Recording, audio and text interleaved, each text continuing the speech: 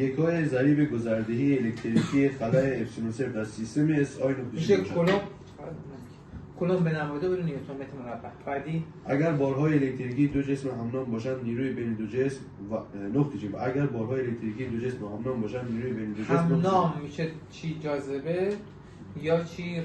میشه ربایش. اگه ناهمنام باشه چیه؟ جاذبه یا رانش. نیرویی که دو جسم باردار ساکن بر یکدیگر وارد می‌کنند نقطه چین نام دارد و این نیرو ممکن است نقطه چین یا نقطه چین باشد. چی دوره بگو؟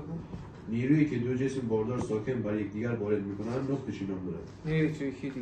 و این نیرو ممکن است نقطه جاذبه چین یا دافع باشه یا نقطه چین باشد.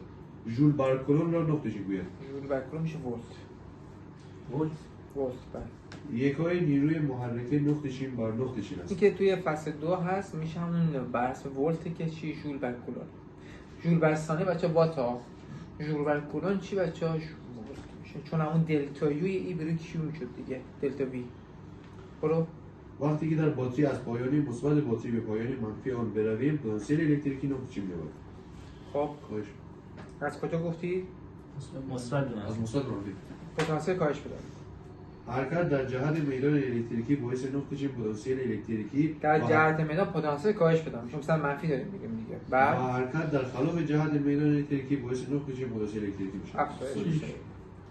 هرگاه بار الکتریکی مثبت در جهت میدان الکتریکی جابجا شود از پتانسیل الکتریکی مثبت به پتانسیل الکتریکی منفی رفتیم. اصلا کلا در جهت میدان کاهش دیگه. از بزرگ به از بزرگتر کوچیک‌تر میره دیگه. عامل شارش بار الکتریکی بین عامل شارش بار الکتریکی اختلاف پتانسیل الکتریکیه. ببین عامل انتقال گرما اختلاف دما بود. عامل انتقال بار اختلاف چی؟ پتانسیل الکتریکیه. عامل انتقال مایع اختلاف چی؟ پتانسیل گرانشی است. جی اچ ارتفاعست.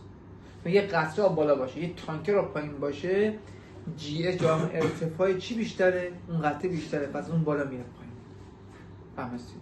بعدی